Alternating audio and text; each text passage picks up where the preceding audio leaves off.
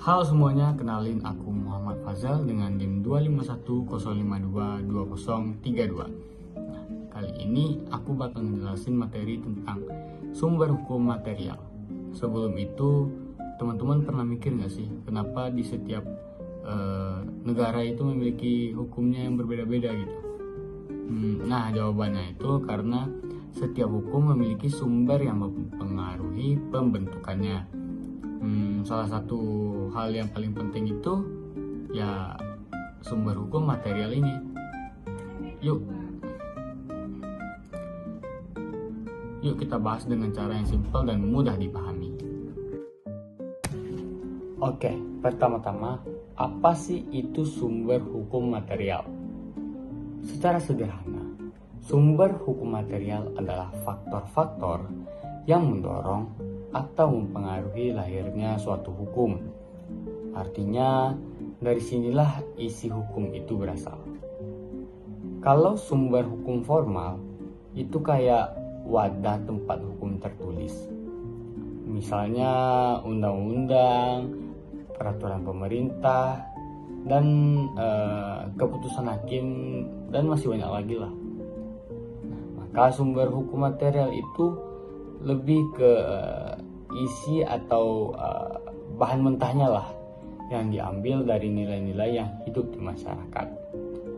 Kalau buat contohnya ya kayak hukum tentang pernikahan di Indonesia banyak dipengaruhi oleh nilai agama dan budaya.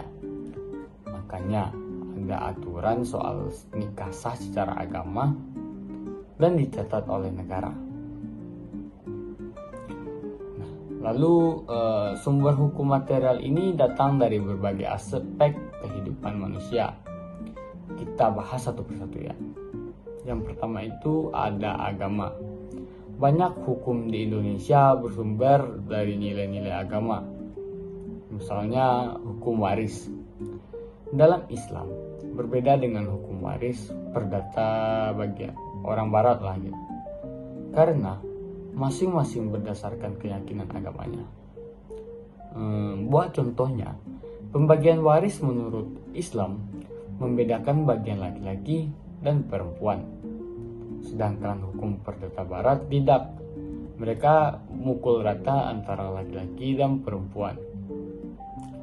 Yang kedua itu ada kebiasaan atau adat istiadat. Di berbagai daerah kebiasaan masyarakat bisa jadi dasar hukum juga.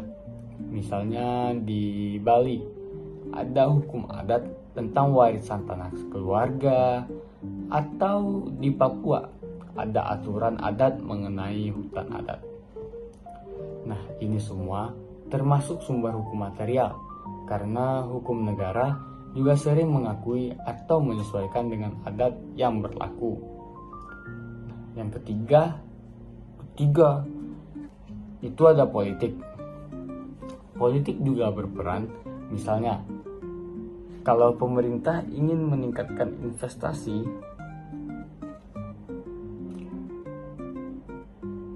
politik juga berperan penting.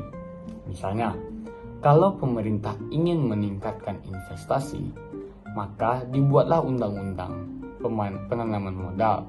Artinya, kebijakan politik bisa banget menjadi sumber munculnya aturan hukum baru. Yang keempat, itu ada kondisi ekonomi atau ekonomi. Kondisi ekonomi itu juga berpengaruh. Contohnya, waktu harga bahan pokok naik, pemerintah bisa membuat aturan baru tentang pengendalian harga atau bantuan sosial. Jadi, kebutuhan ekonomi masyarakat bisa melahirkan hukum baru. Yang kelima, itu ada sosial dan budaya. Nilai-nilai sosial dan budaya masyarakat juga jadi bahan dasar hukum.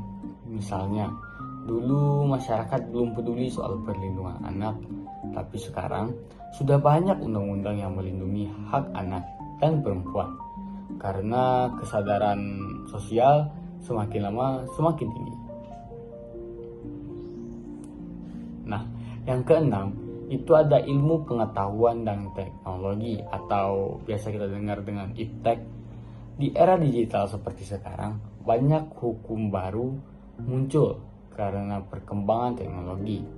Contohnya, hukum tentang transaksi elektronik, perlindungan data pribadi atau kejahatan cyber.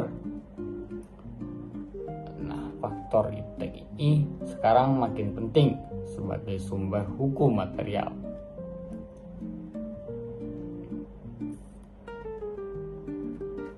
Oke, biar lebih jelas lagi, yuk kita ambil ke contoh nyatanya. Misalnya nih, ada undang-undang perlindungan data pribadi. Kenapa undang-undang itu muncul? Karena kehidupan kita sekarang serba digital.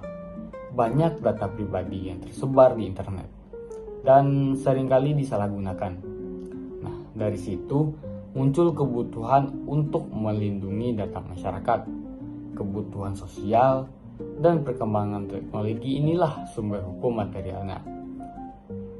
Lalu ada contoh lain lagi nih, misalnya hukum pernikahan di Indonesia tadi. Hukum ini bersumber dari nilai agama dan budaya.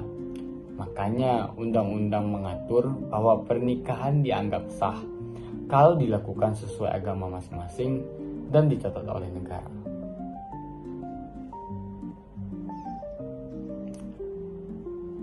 Jadi kesimpulannya, sumber hukum material itu adalah asal mula isi dari suatu hukum yang bisa berasal dari agama, adat, politik, ekonomi, sosial, budaya, dan teknologi. Tanpa sumber hukum material, hukum gak akan punya arah atau nilai yang sesuai dengan kehidupan masyarakat. Makanya, hukum itu selalu berkembang seiring perkembangan zaman, karena sumber hukumnya juga ikut berubah. Oke, jadi itu tadi penjelasan tentang sumber hukum material. Semoga kalian bisa lebih paham ya, dan bisa bedain antara sumber hukum material dan sumber hukum formal. Terima kasih sudah menonton, sampai jumpa di video-video aku selanjutnya. Bye-bye.